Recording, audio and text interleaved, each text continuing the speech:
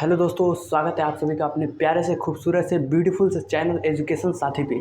तो कैसे हैं आप सभी? आई होप आप सभी लोग बिल्कुल मस्त होंगे, अच्छे होंगे।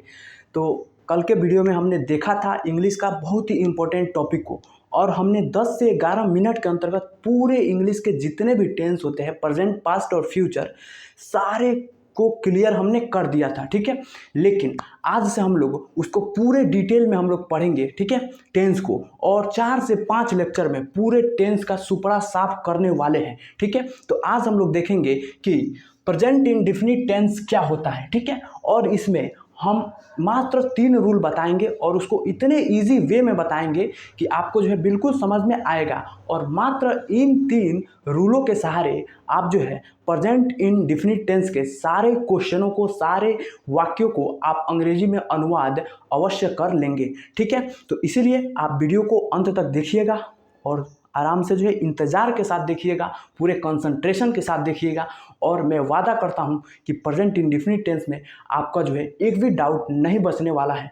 पूरे डाउट आपके जो है 100% क्लियर होंगे। तो चलिए हम स्टार्ट करते हैं। ठीक है, तो सबसे पहले दोस्तों हम पढ़ेंगे आज प्रेजेंट टेंस में। आज हम लोग पढ़ेंगे प्रेजेंट इंडेफिनिट टेंस को। ठीक है, आपको पता है कि प्रेजेंट इंडेफिनिट टेंस के 4 भाग होते हैं। पहला प्रेजेंट इंडेफिनिट टेंस, दूसरा प्रेजेंट कंटीन्यूअस टेंस, और तीसरा प्रेजेंट परफेक्ट टेंस, और चौथा प्रेजेंट परफेक्ट कंटीन्यूअस टेंस। ठीक है, तो आज के वीडियो में हम लोग जो है देखेंगे प्रेजेंट इंडेफिनिट टेंस को, उसके पहला वाले भाग को। ठीक है, सबसे पहला हम देखेंगे कि आखिर प्रेजेंट इंडेफिनिट टेंस का पहचान हम लोग कैसे करेंगे कि कोई अगर वाक्य आ जाए और उसको हमें ट्रांसलेट करना है तो हम उसकी पहचान कैसे करेंगे कि यह हमारा जो है प्रेजेंट इंडेफिनिट टेंस का वाक्य है। ठीक है, तो चलिए हम बताते हैं कि कैसे पहचान करते हैं। दोस्तों पहचान बहुत ज़रूरी है। ठीक है, नहीं तो आप पता चला आप पहचानेंगे नहीं तो पता चला कंटिन्यूअस का रूल प्रेजेंट में लगा रहे हैं और प्रेजेंट का रूल जो है परफेक्ट में लगाते हैं। ठीक है, जिस प्रकार आदमी की पहचान जरूरी होती है, ठीक उसी प्रकार सेंटेंसों में भी पहचान होती है। ठीक है, तो चलिए हम लोग देखते हैं। कह रहा है दोस्तों इसका पहचान कि जिस हिंदी वाक्य के क्रिया के अंत में ता है, ती है, ते हो आता है, वह क्या होता है? प्रेजेंट इंडेफिनिट टेंस कहलाता है। ठीक है, समझ गए कि जिस हिंदी वाक्य के क्रिया के अंत में ता है, ती है, ते हो आता है, वो हमारा क्या होता है? प्रेजेंट इंडेफिनिट टेंस होता है। ठीक है, एक एग्जाम्पल समझिए। जैसे हम यहीं पे एक एग्जाम्पल ले ले दोस्तों। एग्जाम्पल एक क्या कि वह बाजार जाता है, वह बाजार जाता है। तो देखिए ना, देखिए ज़रा, इसका अंत में क्या है? ता है। तो हमने क्या कहा? ता है। तो ता है आ गया, तो यह हमारा कौन सा टेंस हुआ? तो यह हमारा हुआ प्रेजेंट इंडेफिनिट टेंस। ठीक है, समझ गए। अब जो है दोस्तों इसके आप जानते होंगे किसी भी टेंस के जो है 3 भाग होते हैं। पहला जो है सकारात्मक भाग होता है, दूसरा नकारात्मक होता है, और तीसरा प्रश्नवाचक होता है। ठीक है, जिसको हम अंग्रेजी में कहते हैं अफर्मेटिव सेंटेंस, निगेटिव सेंटेंस, और तीसरा होता है इंट्रोगेटिव सेंटेंस। ठीक है, आप कोई भी टेंस पढ़ेंगे इन तीनों को करना होता है, अफर्मेटिव सेंटेंस, निगेटिव सेंटेंस और इंट्रोगेटिव सेंटेंस। इन्हीं तीनों पार्ट से मिलकर कोई भी टेंस हमारा बनता है, चाहे वो प्रेजेंट इंडेफिनिट टेंस हो, प्रेजेंट कंटीन्यूअस टेंस हो। ठीक है, समझ गए। तो उसी प्रकार इसमें हम 3 रूल देखेंगे।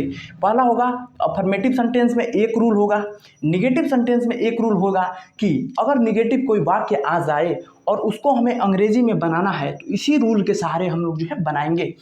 और तीसरा होता है इंट्रोगेटिव सेंटेंस। ठीक है, तो इंट्रोगेटिव सेंटेंस में 2 भाग आ जाते हैं। पहला होता है हेल्पिंग वर्ब वाला इंट्रोगेटिव सेंटेंस, और दूसरा होता है WH वर्ड वाला। WH वर्ड क्या होता है? जो क्वेश्चन वाले वर्ड होते हैं, जैसे क्या हो गया? वाट हो गया, वेयर हो गया, ये सब क्या होते हैं? WH वर्ड होते हैं। ठीक है, WH वर्ड मतलब जो W से स्टार्ट होते हैं। ठीक है, एक वो वाला होता है। तो हम लोग जो है इंट्रोगेटिव में 2 पढ़ेंगे।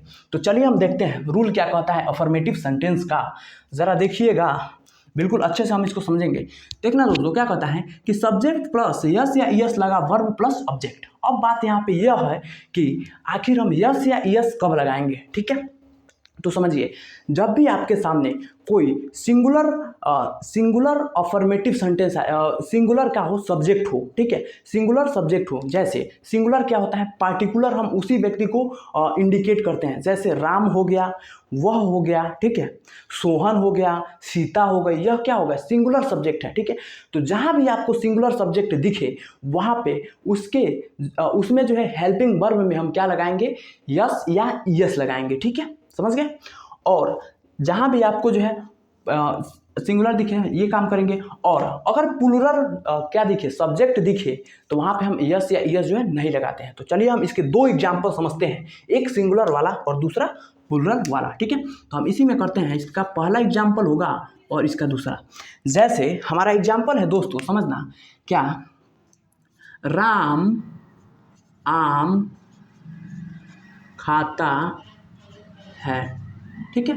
तो बनाइए ना इसको, रूल के हिसाब से बनाइए। क्या कह रहा है, सब्जेक्ट लिखिए, सब्जेक्ट हमारा क्या है, राम आम, ठीक है, राम, ठीक है। सब्जेक्ट के बाद क्या कर रहा है, यस या यस लगा वर्ब, तो हमारा वर्ब क्या है, खाने की क्रिया, खाना खा रहा है वही क्रिया कर रहा है वही वर्ब है, ठीक है। तो क्या लिखेंगे, राम ईट, ठीक है। अब देखिए, यस या यस लगा वर्ब, हमारा सब्जेक्ट क्या है, सिंगुलर है, इसलिए हम इसमें क्या, यस लगा देंगे, राम ईट्स अ मैंगो। देखिए कितना प्यारा तरीके से हमने इसको बना दिया। यह हमारा क्या है, सिंगुलर सब्जेक्ट वाला एग्जाम्पल है, ठीक है दोस्तों। हमने एक क्यों लगाया कि राम जो है एक बार में एक ही तो आम न खा सकता है, कोई 4-5 आम एक बार में खा नहीं सकता है, एक ही आम खाएगा, इसीलिए हमने ए लगाया, ठीक है। तो क्या हो जाएगा, राम इट्स अ मैंगो। अब समझिए इसके प्लूरल क्या हो जाएगा, जैसे तुम बाजार जाते हो। अब बनाइए ना इसको, अंग्रेजी बनाइए। अब देखिए दोस्तों, इसका जो है सब्जेक्ट क्या है, इसका सब्जेक्ट क्या है, हमारा सब्जेक्ट जो है हमारा प्लूरल है, इसीलिए इसके वर्ब में हम जो है यस या यस जो है नहीं लगाएंगे। तो इसका हम अंग्रेजी बनाएंगे, क्या हो जाएगा, इसका अंग्रेजी, जगह की कमी है दोस्तों, आगे लिख रहे हैं, यू गो, ठीक है। क्या कर रहा है, सब्जेक्ट प्लस वर्ब, ठीक है। इसका सब्जेक्ट प्लूरल है, इसलिए यस या यस का कोई यूज नहीं होगा, सिंपल सा वर्ब होगा। तो you go to market, market. देखिए कितना प्यारा सा हमको बिल्कुल इजी वे में बता रहे हैं, ठीक है। तो आप समझ गए होंगे कि यस या यस कब लगाएंगे। बाकी आप किसी भी सेंटेंस को जो है अफर्मेटिव का हो, इसी रूल पे बनाइएगा, 100% बन जाएगा। जब सब्जेक्ट सिंगुलर हो तो यस या यस लगाएंगे, और जब सब्जेक्ट प्लूरल हो, जैसे प्लूरल क्या हो जाएगा, आई वी दे, यह सब क्या होता है, प्लूरल होता है। और सिंगुलर क्या होता है, जैसे ही सी इट, यह सब क्या होता है, सिंगुलर होता है, ठीक है। तो इसमें सब्जेक्ट प्लूरल है, इसी में इसके वर्ब में हम यस या यस नहीं लगाएंगे, ठीक है। तो आई होप आप जो है अफर्मेटिव को बिल्कुल अच्छे से समझ गए होंगे। अब चलिए हम समझते हैं निगेटिव को, ठीक है। अब हम निगेटिव का एग्जाम्पल देखेंगे तो हमारा क्या होगा दोस्तों, यहीं पे हम निगेटिव का एक एग्जाम्पल देख लेते हैं, ठीक है। चाहे नीचे देखिए दोस्तों, नीचे देखते हैं, कोई बात नहीं। एग्जाम्पल क्या कह रहा है दोस्तों, समझिए। जैसे हम एक निगेटिव ले लें, क्या, सोहन बाजार नहीं जाता है, क्या दिक्कत है, ठीक है। समझिए, सोहन बाजार नहीं जाता है, इस रूल पर रखिए। रूल क्या कहता है, सब्जेक्ट प्लस डू या does plus verb plus object. अब बात समझिए, डू या डज हम कब लगाएंगे, जब हमारा सब्जेक्ट सिंगुलर हो तो डज का प्रयोग करेंगे, और जब हमारा सब्जेक्ट प्लूरल हो तो हम डू का प्रयोग करेंगे, ठीक है। तो देखिए सोहन यहाँ पे क्या है, सिंगुलर सब्जेक्ट है, इसलिए हम डज लगाएंगे, ठीक है। तो समझिए, लिखेंगे सब्जेक्ट वाले, लिखिए सब्जेक्ट क्या है, सोहन, SOHAN, सोहन। अब हमारा सोहन क्या है, सिंगुलर है, इसीलिए हम क्या करेंगे, डज नॉट का यूज करेंगे, does not, Sohan does not go to market, simple सा बात है, ठीक है। अगर प्लूरल आ जाए, जैसे तुम बाजार नहीं जाते हो, तो तुम क्या है हमारा दोस्तों, प्लूरल है, तो क्या लिखेंगे, you do not go to market, ठीक है। कितना बेसिक है, कितना इजी है, बिल्कुल इजी वे में बता रहे हैं, ठीक है। तो आई होप जो है दोस्तों, आप जो है प्लूरल का फंडा भी आपका, निगेटिव का भी फंडा आपका क्लियर हो गया होगा कि निगेटिव सेंटेंसों को हम जो है कैसे कैसे बनाते हैं, ठीक है। अब समझिए, अब हम समझते हैं तीसरा इंटेरोगेटिव सेंटेंस को, ठीक है।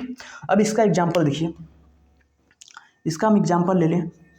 क्या कहता है दोस्तों इसका रूल कि अगर जो है हेल्पिंग वर्ब वाला इंटेरोगेटिव सेंटेंस है, मतलब डू या डज प्लस हेल्पिंग वर्ब वाला है, तो उसका नियम क्या कहता है, सर्वप्रथम डू या does plus subject plus verb plus subject.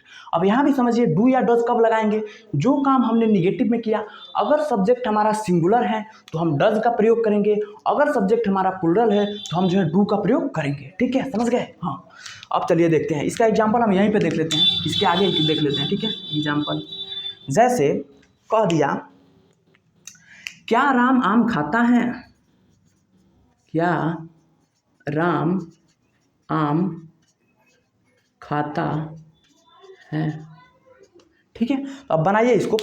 नियम क्या कहता है कि सर्वप्रथम डू या डज किसके हिसाब से, सब्जेक्ट के हिसाब से। तो सब्जेक्ट अगर प्लुरल हो तो डू का प्रयोग, सब्जेक्ट अगर सिंगुलर हो तो डज का प्रयोग, ठीक है। तो राम देखिए ना सर, यहाँ पे राम क्या है, सिंगुलर है, तो लिखेंगे डज का प्रयोग हम करेंगे। तो लिखेंगे यहाँ पे बनाते हैं does Ram eat a mango. देखिए कितना इजी वे में, कितना जो है मक्खन तरीके से इसका सेंटेंस बन गया, क्या राम खाता है। अगर इसमें आ जाए यहाँ पे सब्जेक्ट अगर प्लुरल हो जाए, कैसे, क्या तुम आम खाते हो, तो क्या लगाएंगे, डू लगाएंगे। बात सिंपल है, क्या हो जाएगा, do you eat a mango, simple सी बात है, ठीक है।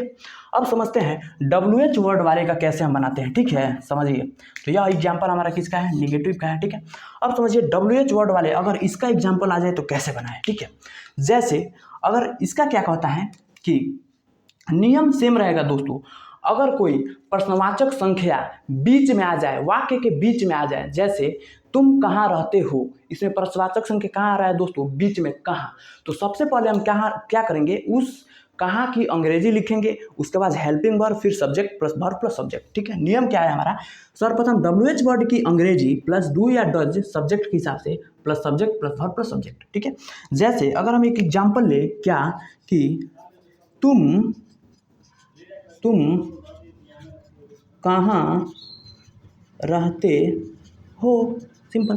देखिए इसमें हमारा क्या है, कहाँ क्या है, WH वर्ड है, ठीक है। तो इसकी हम अंग्रेजी लिखेंगे, तो कहाँ का अंग्रेजी क्या होता है दोस्तों, वेयर, WHERE, वेयर। अब क्या कहता है, डू या डज का प्रयोग, ठीक है। यहाँ देखिए डू या डज का प्रयोग, और डू या डज किसके हिसाब से, सब्जेक्ट के हिसाब से। तो सब्जेक्ट तुम हमारा क्या है दोस्तों, प्लुरल है, तो हम डू लगाएंगे, वेयर डू। अब क्या लिखेंगे, सब्जेक्ट हमारा क्या है, यू, वेयर डू यू, उसके बाद ऑब्जेक्ट लिव। देखिए कितना इजी वे में हम बता रहे हैं दोस्तों आपको जो है इससे आसान तरीका जो है पूरे YouTube पे कहीं नहीं मिलेगा। मात्र 3 रूल में पूरे हमने प्रेजेंट इंडेफिनिट को जो है निपटा दिया, प्रेजेंट इंडेफिनिट का जो है पूरा खेल खत्म कर दिया। तो आई होप जो है दोस्तों आपको जो है सारी बातें क्लियर हो चुकी होगी। दोस्तों एक आपको कन्फ्यूजन हो रहा होगा, देखिए सिंगुलर हमारा क्या होता है, सिंगुलर हमारा क्या होता है, जैसे ही हो गया, सी हो गया, इट हो गया, ठीक है, ये सब सिंगुलर होता है, ठीक है। अगर हम प्लुरल की बात करें तो क्या हो जाएगा, आई वी दे, ये सब क्या हो जाता है, प्लुरल हो जाता है, ठीक है। ये ठीक है, समझ में आ गया, ठीक है। आई होप जो है दोस्तों आपको जो है प्रेजेंट इंडेफिनिट के सारे कॉन्सेप्ट क्लियर हो चुके होंगे।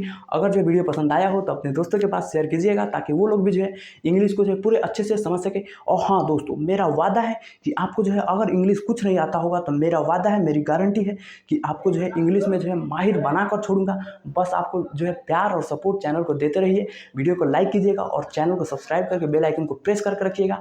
अगला हमारा वीडियो होने वाला है कंटिन्यूअस पे, ठीक है, और हम लोग पूरे अच्छे से पढ़ेंगे। और एक प्यारा सा कमेंट जरूर कीजिएगा कि आपको जो इंडेफिनिट पूरा क्लियर हुआ कि नहीं, ठीक है। तो गर्मी बहुत ज़्यादा है दोस्तों, इसलिए हम लोग क्या करेंगे, वीडियो को ज़्यादा लंबा तक नहीं करेंगे, ठीक है। तो आज के वीडियो में इतना ही। पढ़ते रहिए, मुस्कुराते रहिए और अपने माता पिता का नाम रोशन करते रहिए और अपने भाई को सपोर्ट करते रहिए। जय हिंद।